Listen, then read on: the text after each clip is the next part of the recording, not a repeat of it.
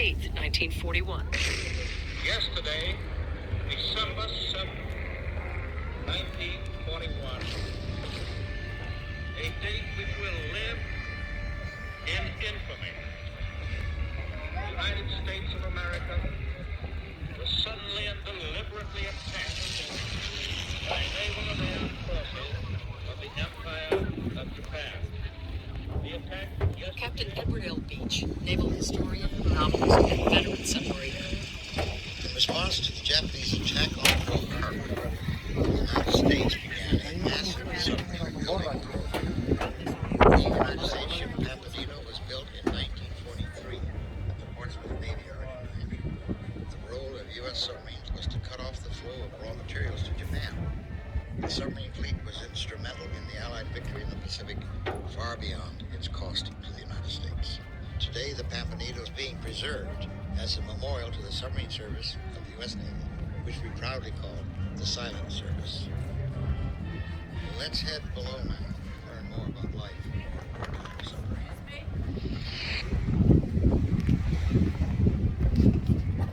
Enter each compartment on the boat.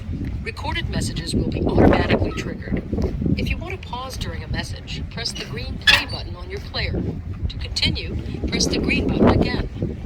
To adjust the volume, press the button with the speaker symbol on either side of the red stop button. This is one of the 2 torpedo rooms on Pampanito, the after torpedo room. It smelled oil. Diesel oil. All your clothes, the whole ship smells like diesel fuel. Wherever that was, they were submarine served by the smoke. The submarines are tight quarters, we all live together.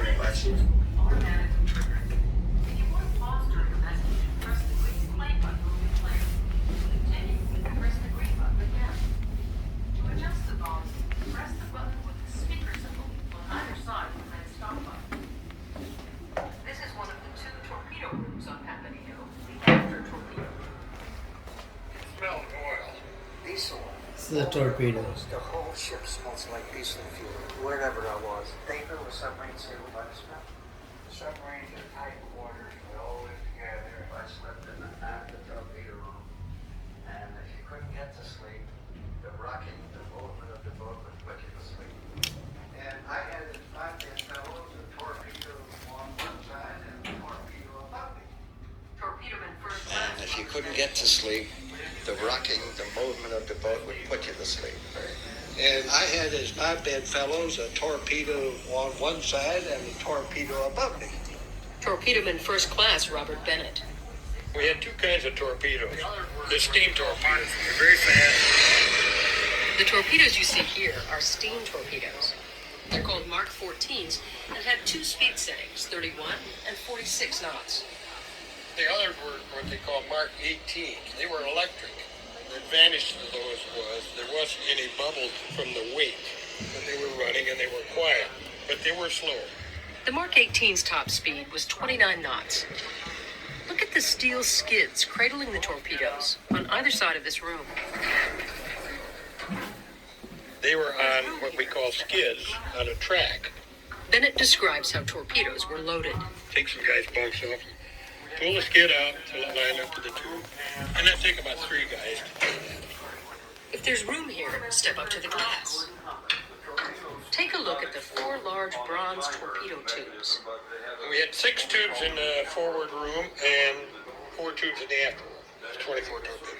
Quartermaster Third Class Gordon Hopper. The torpedoes did not explode on a timer mechanism, but they had what we called an impeller, a little propeller in the nose of the torpedo that had to make a certain number of revolutions before the torpedo would be armed.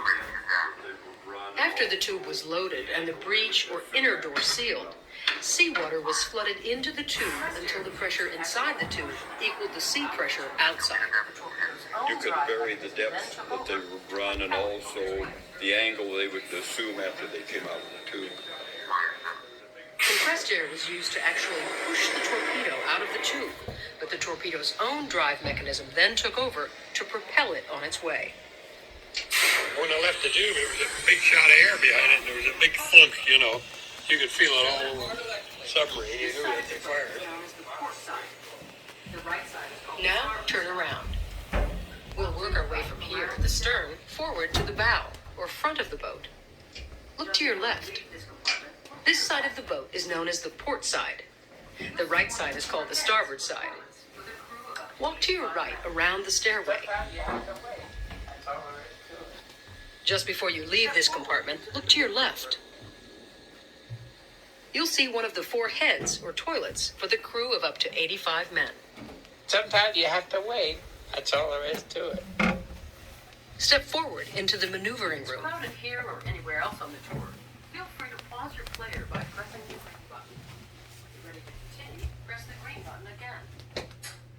You're looking at the propulsion control stand.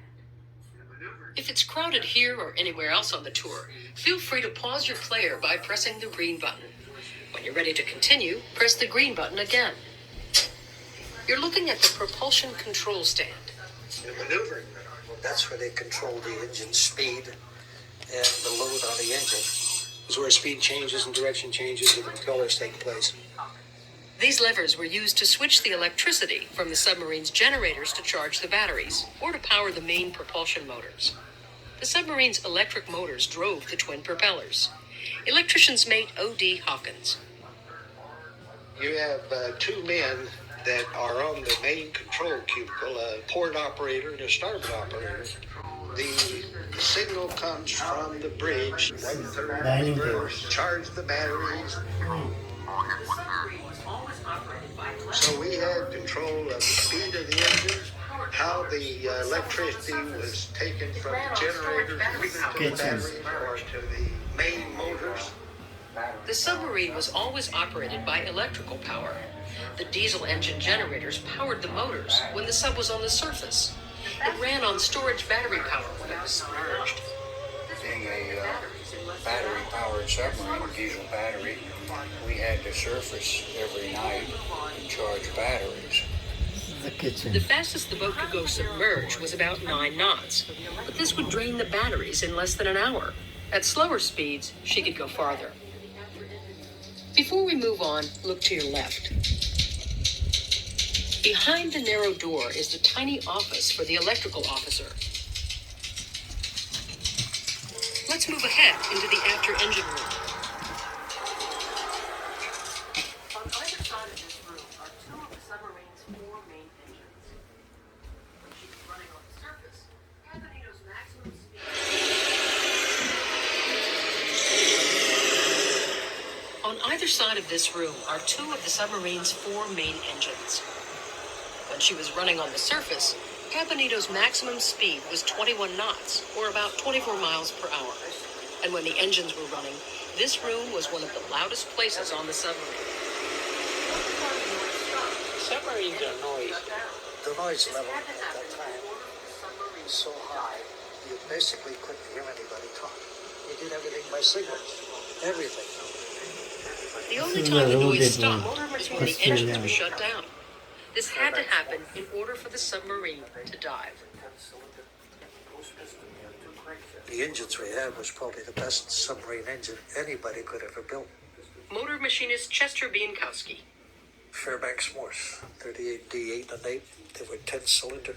A post piston, we had 2 crankshafts, one on the upper crank and one on the lower crank, naturally. And the pistons would come together, and the pressure of the air being trapped in it generated so much heat that it ignited the diesel. At times, that heat also circulated throughout the submarine. I used to absolutely detest going down on a dive after we'd been running on the surface for 6 or 8 hours with all 4 main engines online. Radar technician George Moffat. Because by then, the boat was hot, the engines were hot, there's no ventilation. Guess where all that engine heat came? Throughout all the rest of the boat, and it would get hot. Look toward the middle of the room. You'll see a ladder leading up to a deck access hatch. Just forward of this is another round opening. This is one of the hull valves that supplied the boat's air via the main induction. The main induction is a monstrous hole way up front of the ship at the bridge that drew in air through a 36-inch valve. to your right. Let's move on. You can see part of the upper crankshaft at the forward end of the starboard engine, through the glass cover. Just before you exit this compartment, look to your right at the space behind the starboard engine. There's a narrow walkway there.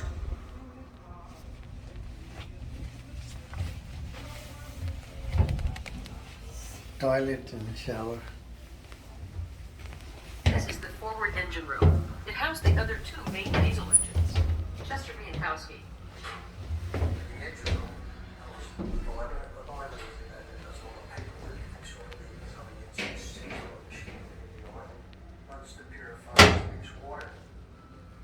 Look against the wall at the far end of the room. You'll see two stainless steel barrel-shaped objects, the evaporators. The sub's fresh water had to be made by distilling seawater. Generally, you made the water when you was on the surface only. The number one priority for water aboard the boat was always the battery.